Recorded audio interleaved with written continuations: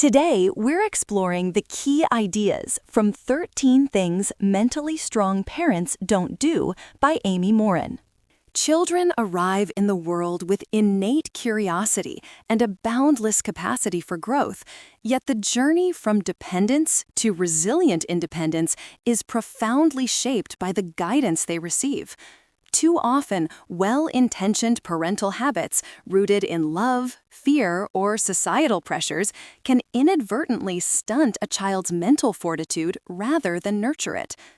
This commentary explores a transformative approach to parenting, one that understands mental strength isn't about protecting children from life's discomforts, but rather equipping them with the internal resources to navigate them. It challenges common pitfalls that undermine a child's sense of agency, emotional competence, and moral compass, advocating instead for a framework where parents act as guides and coaches, helping their children develop the psychological muscle needed to thrive in an imperfect world. The ultimate aim is to empower children to become adaptable, compassionate, and self-reliant adults, capable of facing adversity not as victims, but as resourceful problem solvers. This perspective shifts the focus from simply raising good kids to cultivating strong minds, recognizing that the truest measure of success lies in a child's ability to engage with life authentically and courageously. Cultivating agency and accountability, a cornerstone of mental strength in children, is the cultivation of their personal agency and a deep sense of accountability. This foundational principle is often undermined when parents, out of a desire to protect or provide, inadvertently foster a victim mentality. When a child constantly attributes their challenges, a poor test score, a disagreement with a friend, to external factors beyond their control, they learn helplessness. Imagine a child who struggles with fractions. Instead of focusing on their effort or study habits, their parents might blame the teacher's teaching style or the curriculum, excusing the child from fully engaging with the problem. This not only robs the child of opportunities to master the subject, but also instills the belief that they are fundamentally powerless against unfavorable circumstances. True empowerment comes from helping children understand that while external events may occur, their response, their attitude, and their effort remain within their sphere of influence.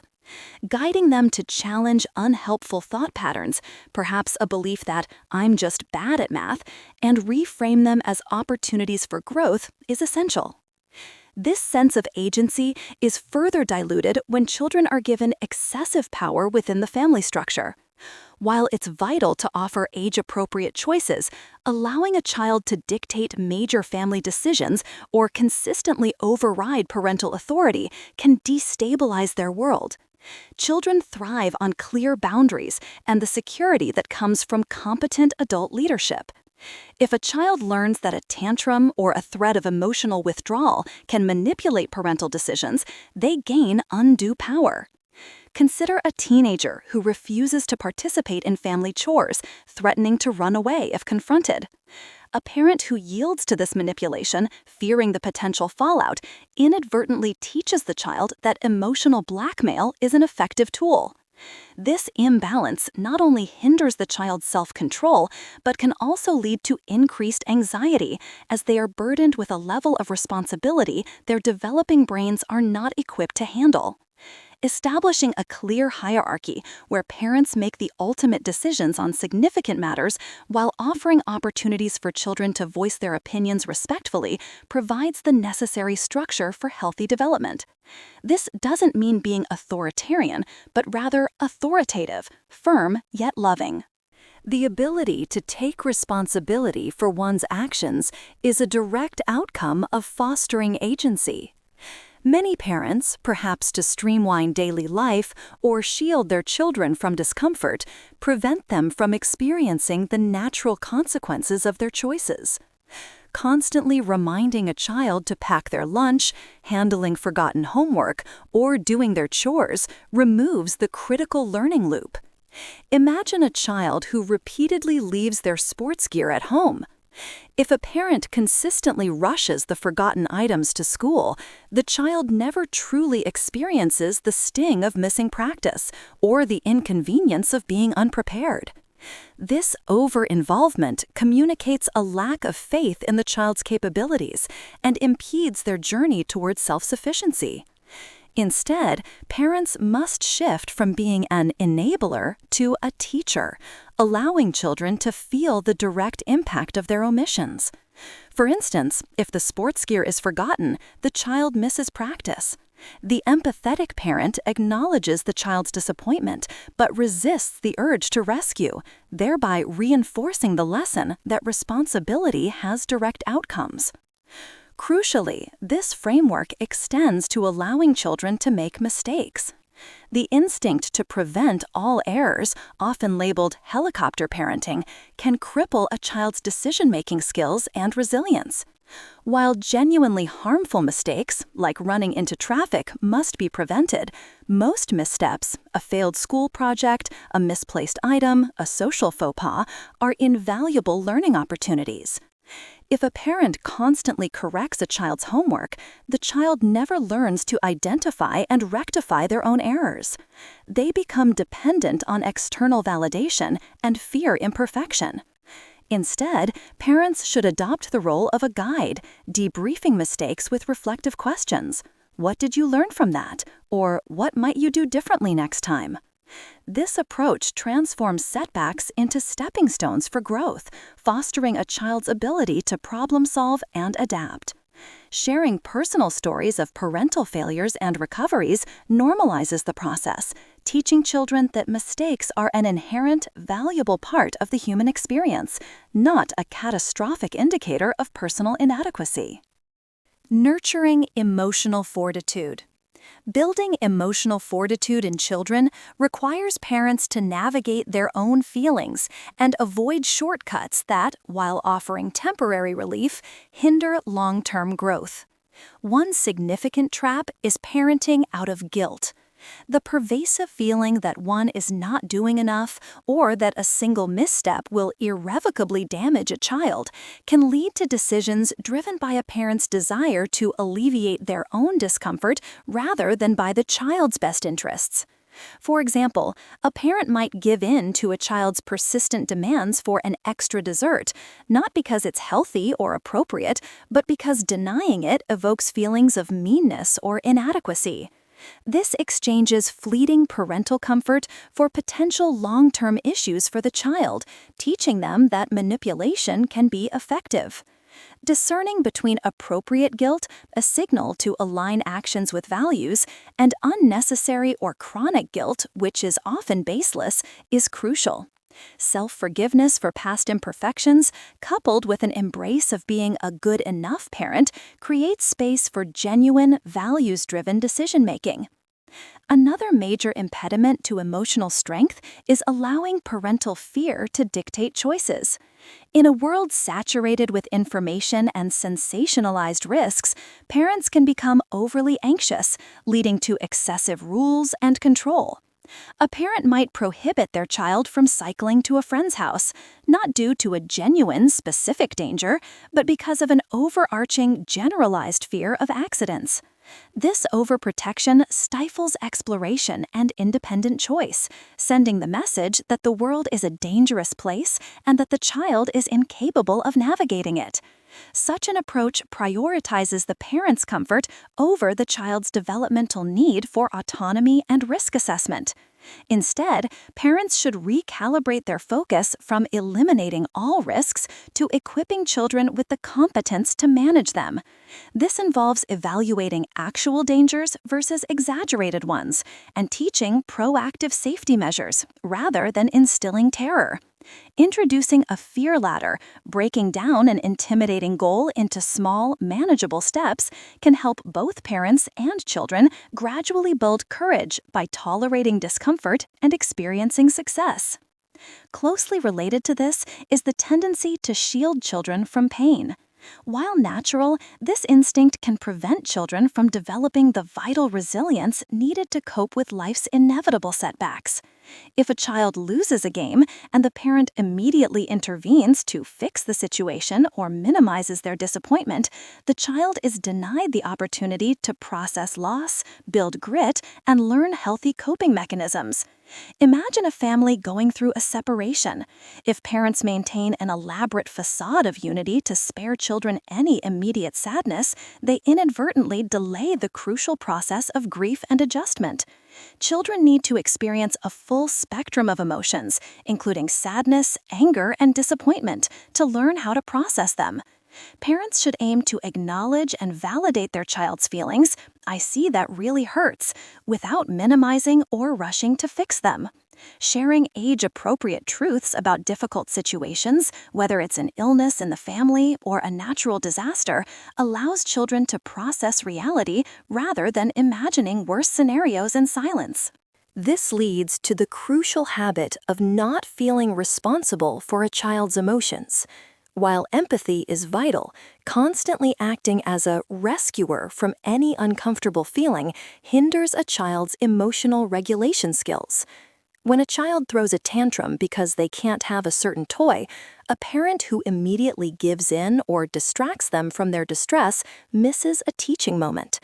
The goal is to become an emotional coach, helping children identify, label, understand, and ultimately manage their feelings. This involves building a rich emotional vocabulary, validating feelings. It's okay to feel angry, but it's not okay to hit.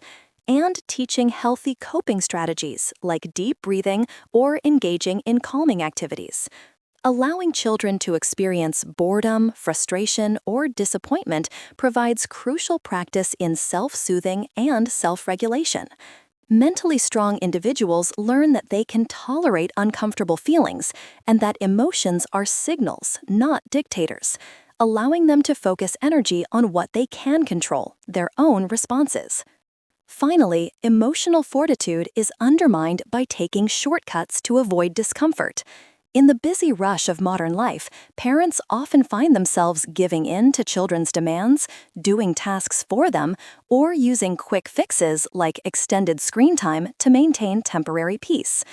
While these actions might resolve an immediate issue, say a child's whining about homework, they inadvertently teach the child that resistance or avoidance is an effective strategy. Children observe their parents' methods for handling discomfort. If a parent consistently chooses the easy way out, e.g., ignoring misbehavior due to fatigue, children will emulate this. Instead, parents must model persistence and delayed gratification. Teaching children the Batman effect, embodying a hard-working character to push through a difficult task, or engaging in behavioral experiments to challenge negative self-talk helps them develop the grit to tackle challenges head-on. Resisting the urge to take the easy way out ensures children learn that true success and mastery come from sustained effort and the willingness to endure temporary discomfort. Grounding in values and purpose. A robust moral compass and a clear sense of purpose are essential components of mental strength, guiding children through complex decisions and fostering healthy self-worth. This foundation is often weakened when parents inadvertently make their child the center of the universe. While showering children with love and attention is natural, excessive praise, material possessions, and constant entertainment can cultivate self-centeredness and entitlement. Imagine a child who expects lavish gifts and constant admiration, becoming easily dissatisfied and struggling with criticism. This blurring of healthy self-esteem with harmful narcissism occurs when parents become solely their child's parents, losing sight of their own identities and the child's place within a larger community. Instead of creating a universe around the child, parents should foster character by praising effort and compassionate behaviors rather than just results. Integrating children into normal family life through chores and community service teaches empathy and gratitude, helping them recognize their ability to contribute rather than just take. Furthermore, a relentless pursuit of perfection, even with the best intentions, often inflicts significant emotional damage. Parents who pressure their children for flawless academic scores or exceptional athletic achievements, often driven by their own unfulfilled ambitions or societal pressures, inadvertently instill deep-seated anxiety and a sense of inadequacy. Consider a high school student who weeps over an A-, fearing parental disappointment and societal judgment. Such pressure can lead to mental health challenges like depression and anxiety, chronic dissatisfaction, and even self-defeating behaviors. The child learns that their worth is contingent on flawless performance, not on their inherent value or effort. Parents need to distinguish between fostering excellence, emphasizing effort, attitude, and learning from mistakes, and demanding perfection. Helping children see shades of gray in situations, countering all-or-nothing thinking, and openly discussing parental imperfections normalize the human experience, teaching children that authentic growth includes setbacks and that they are lovable precisely with their imperfections. The way parents manage behavior is also critical to instilling values. Confusing discipline with punishment can have detrimental effects. Punishment, which focuses on inflicting a penalty or causing suffering for past misdeeds, often makes a child feel bad about themselves without teaching them how to improve. Harsh verbal scolding or physical penalties, for instance, can increase aggression and behavioral problems, leading children to lie to avoid negative consequences rather than taking responsibility. Discipline, conversely, is about training and teaching for future success, guiding behavior within a supportive environment. Picture a child who spills a drink. Punishment might involve yelling and sending them to their room. Discipline, however, would involve calmly explaining the importance of care, showing them how to clean it up, and perhaps discussing how to prevent it next time. Effective discipline establishes clear, simple rules aligned with family values, uses logical consequences that are directly related to the misbehavior, and fosters self-discipline. This approach, akin to a supportive coach, motivates children to make good choices because they understand the reasons behind the rules and feel a sense of ownership over their behavior. Ultimately, all these habits converge on the importance of parents not losing sight of their core values. In the daily grind, and amidst the noise of parenting competition, parents can inadvertently send mixed messages, prioritizing superficial achievements over deeper moral principles. A parent who tells their child to be honest, but then exaggerates a minor story to gain an advantage in a social situation, sends a confusing signal. Children learn more from observing actions than from hearing words. This disparity between spoken and acted values prevents the development of intrinsic moral fiber. Children might follow rules to avoid punishment, not because they genuinely believe in doing what is right. To counteract this, parents must engage in personal reflection to clarify their own values, consciously considering the life lessons embedded in every daily decision. Crafting a family mission statement, sharing their own decision-making process, and discussing how values guide choices, even when uncomfortable, provides children with a consistent moral compass. Acknowledging their own mistakes and realigning actions with stated values demonstrates authenticity and builds trust, nurturing mentally strong adults who can confidently champion what is right even when it is unpopular. This is an independent educational overview, enriched with our own integrative analysis and actionable exercises. Think of it as a guided reflection to spark your own insights, not a replacement for reading the book itself. Integrative Analysis and Implications. The overarching message woven through these crucial parental habits is the profound importance of cultivating internal strength in children. This isn't about raising perfect children or eliminating every struggle, but about empowering them with the mental fortitude to navigate a complex and unpredictable world. Each don't habit, when addressed, shifts the parental role from a protector who constantly intervenes to a coach who skillfully guides. The story of Rick Hoyt, a young man born with severe disabilities whose parents were advised to institutionalize him, powerfully illustrates this philosophy. His parents, Dick and Judy, refused to see him as a victim. Instead, they fostered his agency, helped him communicate, and when he expressed a desire to run, his father pushed him in a wheelchair through countless races. They didn't shield him from the immense physical discomfort or the sheer effort involved. They didn't feel responsible for fixing his disability or his emotional experience of it. Instead, they coached him to embrace life fully. They didn't take shortcuts or prioritize their own comfort over Rick's growth. Through their unwavering commitment to his potential, they instilled in him the mental muscle to defy expectations, graduate from university, and achieve incredible feats. Rick's triumphs wasn't about perfection, it was about the profound resilience born from parental dedication to fostering genuine strength. Parents are the primary role models, and their own commitment to personal growth is indispensable. Children are astute observers, learning not just from what is said, but how parents manage their own mistakes, emotions, and setbacks. An honest, imperfect example demonstrating a continuous effort to improve is far more powerful than a facade of flawlessness. When parents resist the urge to rescue, when they allow for natural consequences, when they coach through emotions rather than fixing them, they are equipping their children with essential life skills. This journey of nurturing mental strength involves striking a delicate balance, providing unwavering support and love while simultaneously allowing children the space to struggle, to fall, and to ultimately pick themselves up. The implications are far-reaching. Children raised with this intentional approach develop enhanced problem-solving skills, greater emotional intelligence, and a robust sense of self-efficacy. They learn to differentiate between genuine danger and unwarranted anxiety, to tolerate discomfort, and to understand that setbacks are not failures but opportunities for learning.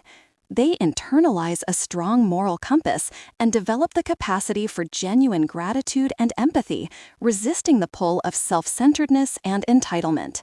Ultimately, this approach cultivates individuals who are not just prepared for adulthood, but who possess the inner resources to build meaningful lives, contribute positively to their communities, and find strength in their own unique journey.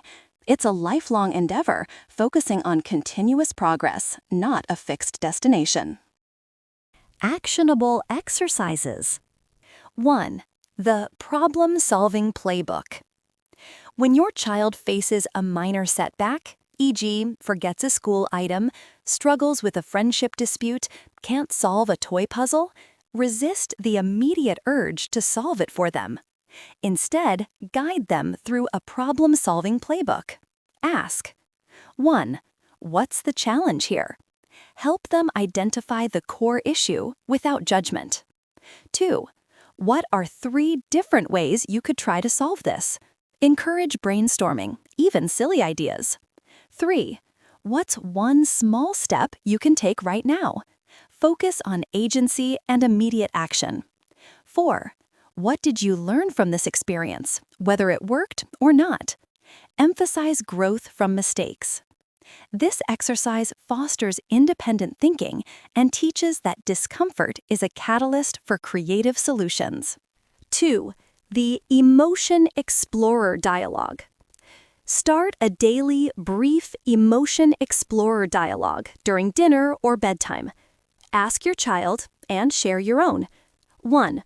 What's one feeling you experienced today, and why?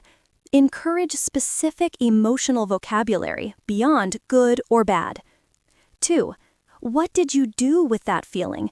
Did they express it, hold it in, cope in a healthy way? 3. Is there another way you could have responded if that feeling was difficult? Gently coach alternative coping strategies. This helps children label, understand, and manage their feelings, fostering self-regulation rather than relying on parents to fix their emotional state. 3. The values in action reflection. Reflect on your top 3 family values, e.g., kindness, honesty, perseverance. Each week, pick one value. At the end of the day, during a quiet moment, ask your child, 1. When did you see or show chosen value today? Encourage them to identify instances in their own behavior or others. 2. How did that make you feel? Or how do you think it made someone else feel? Connect actions to emotional impact. 3. Is there a time when you could have shown more chosen value? Create a safe space for honest self-assessment without shame. This exercise strengthens their moral compass by linking abstract values to concrete actions and consequences. 4. The Courage Challenge Ladder. Identify a small, age-appropriate fear your child experiences. Example, trying a new food, talking to a new person, going on a slightly higher swing. Work together to create a Courage Challenge Ladder. 1. Step 1. Identify the smallest possible step. Example, just touch the new food, wave to the new person, look at the swing. 2. Step 2. Practice that step. 3. Gradually progress to the next small step. Example, taste a tiny bit, say hi, get on the swing but don't go too high. Celebrate each successful step, no matter how small. This teaches them to tolerate discomfort and build confidence incrementally, proving to themselves they can overcome fears. 5. The consequence connector practice. For a recurring misbehavior that needs consistent discipline, example, leaving toys out, not completing a chore, involve your child in identifying a logical consequence. Instead of immediately imposing a punishment, hold a brief consequence connector discussion. 1. What rule wasn't followed here? Clarify the expectation. 2. What's a logical way to fix this or make amends? Guide them to connect their action to a reasonable outcome. For example, if toys are left out, the consequence might be that those toys are put away for 24 hours, or that they can't play until they're cleaned up. This empowers children to take ownership and understand that actions have predictable, fair outcomes. That wraps up our exploration of today's book. If even one idea here gave you something to reflect on, give it a like so YouTube knows to share more with you. And if you'd like the next insight in your feed, hit subscribe. Remember, what you heard today is our independent interpretation, enriched with analysis and exercises. The full book has far more depth, so consider reading it to experience the author's work directly. Thanks for listening to DeftU Insights, where we turn great books into tools for growth.